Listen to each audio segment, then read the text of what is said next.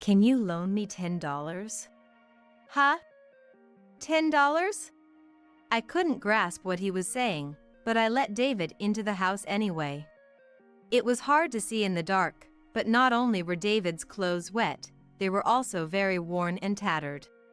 His jacket was stained and dirty all over, and his pants were torn as if caught on something. Simply put, his clothes were in shambles. When I took off his wet socks, the color, which was originally white, had turned brown. Seeing my grandson, David, in such a state, so different from how Tom and Emma were dressed during the day, made my heart heavy. However, I didn't show it. "Aren't you hungry?" and asked. David shook his head silently. "I just want to borrow $10. And said, "I'll give you the money." "Is it for allowance?" "But why did you come all this way in the rain?" "Please. I want to go home quickly." "Huh? You came all this way just to borrow $10? It takes about 3 hours to get here from Tom's house." My husband silently stood up, checked the locks on several windows, and simply said, "Let's go." Sat down near David, and gently stroked his head. Then, tears that David had been holding back started to overflow. My name is Kate. I'm only 52, but having 2 grandchildren is a small source of pride for me. I married a farmer from the South when I was 22, introduced by relatives, and quickly married. Knowing nothing about farming initially, I became a respectable farmer's wife, despite the trouble I caused my in-laws. My husband, the eldest son of a farmer, was very quiet and serious, so most of our conversations were about farming. Even when meeting our son Tom for the first time, my husband barely showed emotion and returned to his farm work after only a slight smile. I fondly remember those times, but I can't forget the sad expression on my husband's face I saw for the first time. It was when we received news that our daughter-in-law had passed away after a short illness. At the beginning of the busy fall season for farmers. While my husband was checking the condition of the parched ground, I said in a choked voice, "Tom called, she's gone." Whether he didn't hear me or chose not to respond, he continued to silently gaze somewhere. "Tom called, his wife passed away." I repeated. Without turning towards me, he continued to staring. "I wonder how Tom is feeling now." As I grimaced with a heart-wrenching pain, my husband came over, patted my back, and looked up at the sky. His expression was incredibly calm and sad. Behind my husband, who looked sorrowfully, the cornfield shone brilliantly in the autumn sun. Maybe the cornfield appeared to sparkle because my eyes were filled with tears. I am a terrible person. Not because I am crying for my son's wife who suffered and died from illness, but because I am crying for my son and grandchildren who have lost a loved one and are in despair. I kept apologizing in my heart, saying, I'm sorry. After a while, Tom came to our house. He asked us to take care of his children, David and Sarah, for a while. After his wife's funeral, Tom seemed to be working very hard, stoically. The grandchildren started attending school from our house. Once, I asked Tom why he didn't live with his children, and he replied, "It brings back memories," with a truly pained expression. Memories? Of what? When I'm with David and Sarah. I remember the times we all lived together as a family. It's too painful. So what? The kids are suffering without their mom, and if you, their dad, don't support them, who will? I know. I understand, but... Watching Tom struggle to speak, I couldn't bring myself to blame him further. I understood that we were making the grandchildren feel lonely, but I couldn't simply tell Tom to cheer up. Believing that time would solve everything, we did our best to love and care for the grandchildren. Years passed, and Tom brought a woman named Emma to our house. Emma was about 12 years younger than Tom, and unlike his late wife's large, round eyes, Emma had slender eyes. While the children were drawing in another room, Tom started to speak formally. "I'd like to introduce you. This is Emma." Emma finished with a simple greeting of "nice to meet you." Tom reported to us in a matter-of-fact tone that he intended to marry her. My husband didn't say anything, so I said, "Good luck." And smiling at Emma, she quietly nodded and smiled back. I thought to myself how nice it was that Emma seemed like a quiet, good person. But as the grandchildren showed Tom their drawings in the next room, hoping for his praise, I noticed Emma's expression darken slightly and a soft sigh escape her. A slight doubt crept into my heart, yet Tom seemed unbothered, happily looking at the children's drawings. It's true, suddenly becoming a mother to two, she probably doesn't know what kind of expression to wear yet. I reassured myself and celebrated Tom and Emma's marriage. With the marriage, the grandchildren moved back to Tom's house, and my husband and I returned to our usual peaceful days. When David entered middle school, my husband and I visited Tom's house.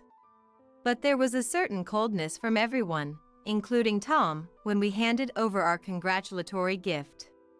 David, perhaps because he was in his teenage years, was not very talkative and seemed more gloomy, possibly due to his bangs covering his eyes.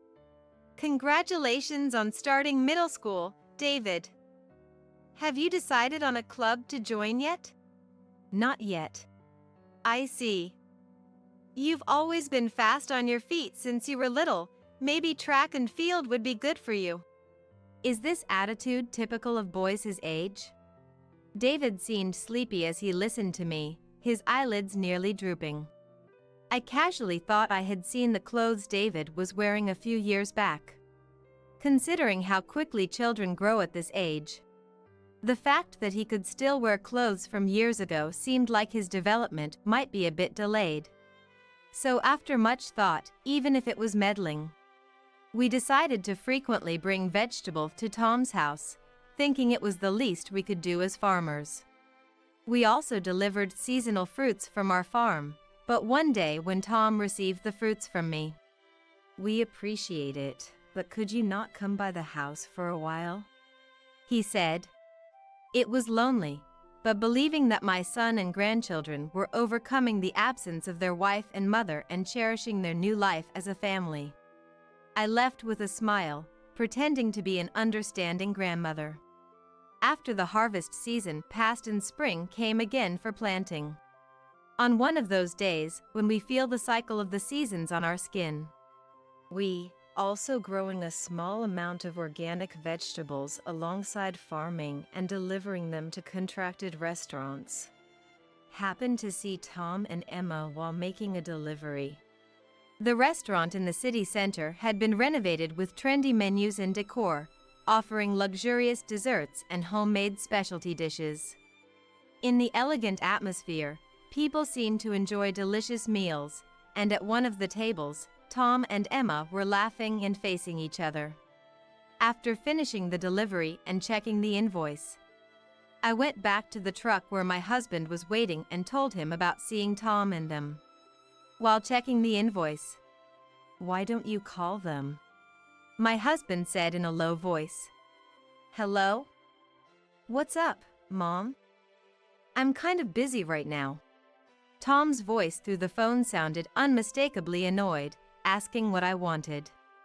Stammering, I said while looking, "Sorry to bother you. Just wondering how you're doing," at my husband sitting next to me in the truck. After a few seconds of silence and a contemplative atmosphere on the other side of the phone, Tom said, "We're doing fine." "All right, then. That's good." I hung up, and my husband started the truck's engine. I don't think they're doing anything wrong. We're farmers, so we're basically always busy and never have the chance to go to a restaurant during the day like that. When Tom was young, we always went out as a family. I'm not trying to impose my values on my son, but everything Tom and Emma were wearing seemed very high-end. Far from what you'd expect of active parents raising 2 children. But I suppose that's also imposing my values, I thought. Soon after, it started pouring rain at night. My husband was restless, watching the rain outside through the small window in the living room. While we're grateful for the rain, too much in a short period can turn the fields into mud. When it was completely dark outside, the doorbell rang. Wondering who it could be at this hour and in such rain, I opened the door to find David standing there. Holding a small umbrella, David, small and short for a 13-year-old boy, reached out his hand. "Can you loan me $10? "Huh? $10? I couldn't grasp what he was saying, but let David into the house anyway. It was hard to see in the dark, but David's clothes were not only wet but also very worn and damaged. His jacket was stained and dirty all over, and his pants had tears as if they were caught on something. Simply put, his clothes were in shambles. After removing his wet socks, the originally white color had turned brown. Seeing my grandson, David, in such a state, so different from the well-dressed appearances of Tom and Emma I saw during the day, made my heart heavy, but I didn't let it show on my face and asked, "Aren't you hungry?" David shook his head silently. "I just want to borrow $10.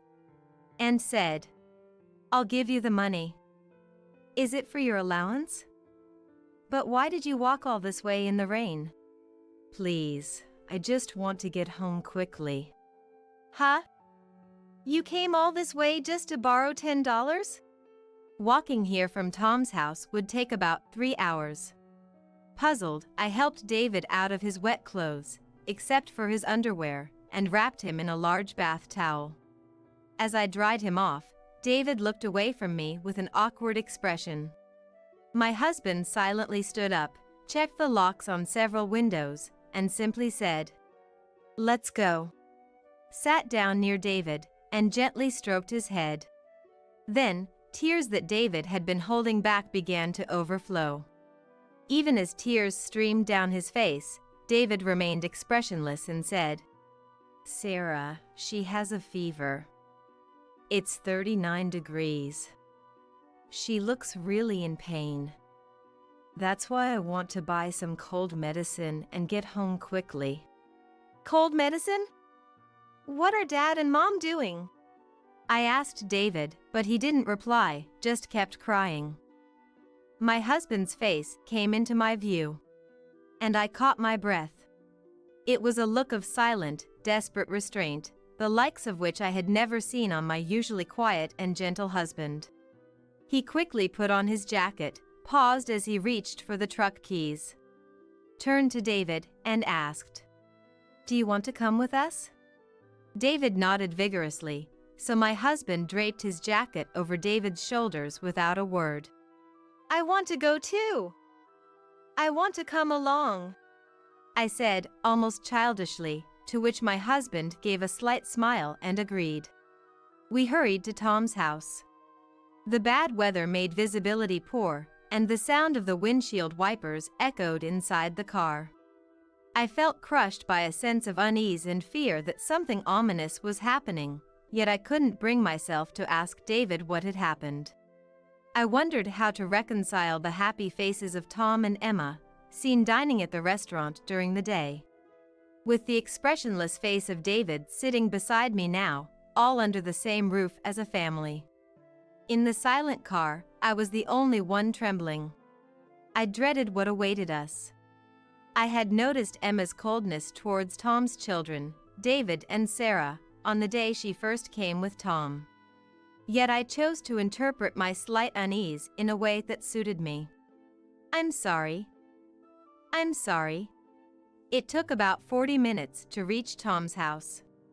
The outside light was off, and no light or signs of life could be seen through the closed curtains.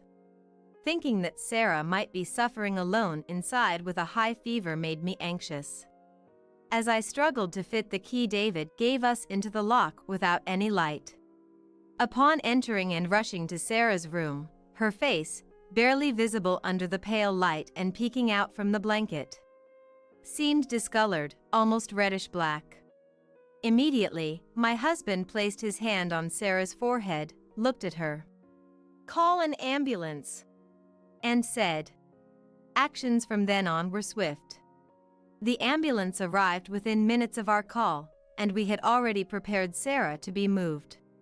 My husband, upon seeing the ambulance outside, carried a dazed Sarah out, handing her over to the paramedics efficiently. At the hospital, we learned from David that Sarah had been running a fever for about 5 days.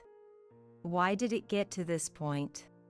I began to ask David but swallowed the rest of my words. It wasn't fair to blame him.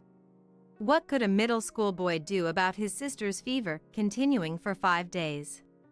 Rather, he should be praised for seeking help from us alone. Imagining David walking desperately through the downpour and dark streets, I whispered, "I'm sorry," and hugged him. Sarah was suspected of having pneumonia and had to be hospitalized overnight. My husband borrowed my phone to call Tom himself. "Come now," simply stating.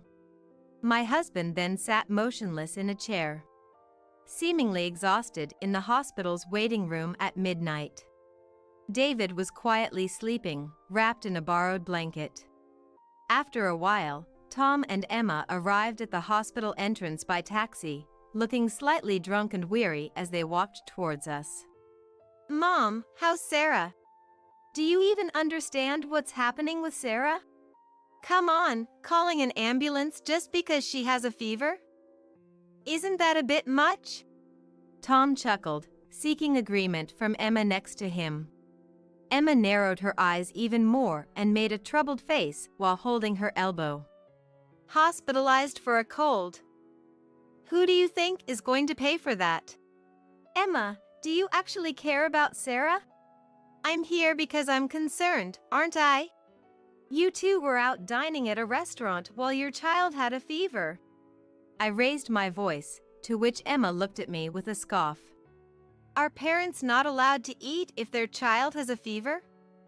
You took our daughter to the hospital without our consent and got her admitted. And now, because she might have pneumonia, you put her in a private room, and we have to pay the extra charge. That's fine, right? Just worry and leave everything else to us." Emma, contrary to her gentle appearance, glared at me with a rather domineering attitude. I was at a loss for words, feeling nauseous from the turmoil welling up inside me.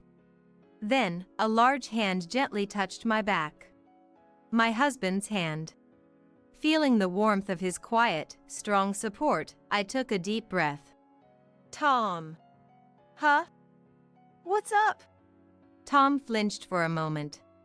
At the same time, Emma stepped in front of Tom to confront my husband.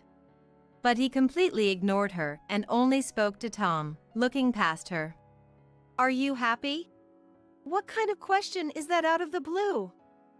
Of course, I'm happy. Emma and I are getting along fine. Is that so? Do you think David and Sarah are happy?" Tom remained silent, just staring at my husband, when David, who had been sleeping in the waiting room chair, woke up and looked at us expressionlessly. Then Emma rushed to David, pulled him by the arm towards Tom. "Let's go home," and urged.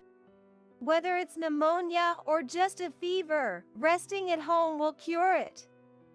Let's get Sarah home quickly. It's a waste to keep her hospitalized." "Yeah, well, that's true. Are you both out of your minds? She needs to rest until the fever goes down. That's what we were doing at home before you decided to drag her to the hospital. It's better for Sarah to rest at home than spend money on hospitalization." Before Emma could finish her argument, my husband pulled David away from her and hugged him, shaking his head slightly. "You two, it's no use anymore. We can't entrust these kids to you." "What are you talking about? David is our child. Mine and Tom's. Sarah's condition isn't just about pneumonia. The doctor said she's also suffering from severe malnutrition, and David, too, is far from normal. While holding David, my husband's words trailed off. This is ridiculous, Emma said, dismissively pushing Tom's back, suggesting they take Sarah and leave. I felt an urge to reach out and save Tom, who looked troubled, yet unable to go against Emma's wishes. Tom doesn't want to lose what he's found in Emma after overcoming the grief of losing his beloved wife. So, he probably can't oppose Emma. What can I do for Tom, who's about to make a wrong turn? Maybe Tom is being deceived by a bad woman like Emma. But Tom, as a parent and a person, if he can't protect his young children, David and Sarah, even knowing all this, I can't forgive him anymore. Tom! Almost unconsciously, I slapped Tom's cheek. I had never raised my hand to him since he was a child, and never thought the day would come when I would do so to my son, now grown so large. I was shocked by my own actions. Tom looked at me, stunned, wondering why he was slapped. The doctor said, given the current state of David and Sarah, it's a clear case of child neglect. There was even a suggestion to consult the police about you two. Police? Wait a minute. But I asked them to wait. I didn't want to ruin your lives over a suspicion. I choked up, unable to finish my sentence. Surely, what followed would be words that could shatter Tom's family relations. But the thought that David and Sarah might continue to suffer if I remained silent compelled me to speak. I intend to contact the police and take appropriate action. What are you talking about? Afterwards, Emma and I ended up yelling at each other in the hospital late at night, prompting the nurses, who appeared annoyed, to come and intervene between us. Contact the police? Take appropriate action? Do you seriously think doing that will make David and Sarah happy? Held back by the hospital staff, Emma shouted at me. I clenched my fists, trying to think of something to say back, but nothing came to mind. David remained expressionless, held by my husband. I don't know how to make this child happy. Can anyone prove that I even managed to make my own son, Tom, happy?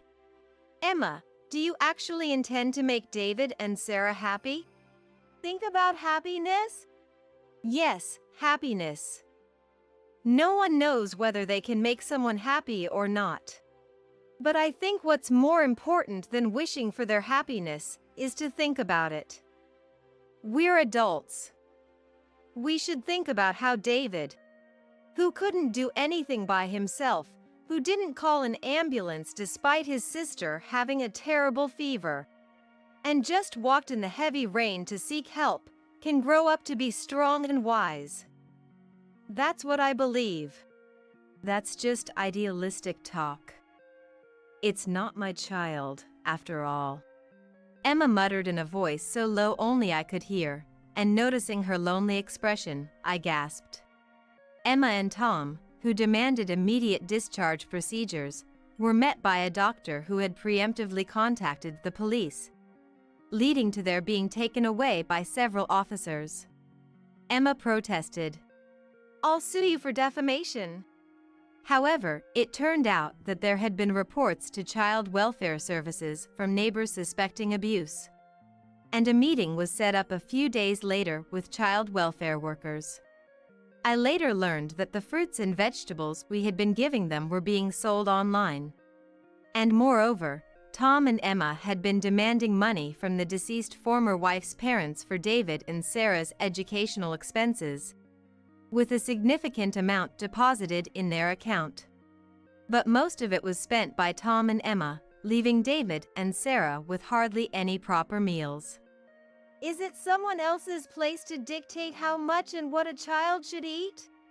During the discussion with child welfare workers, Emma's attitude gradually became indifferent as the staff explained the situation, suggesting moving the children to a facility.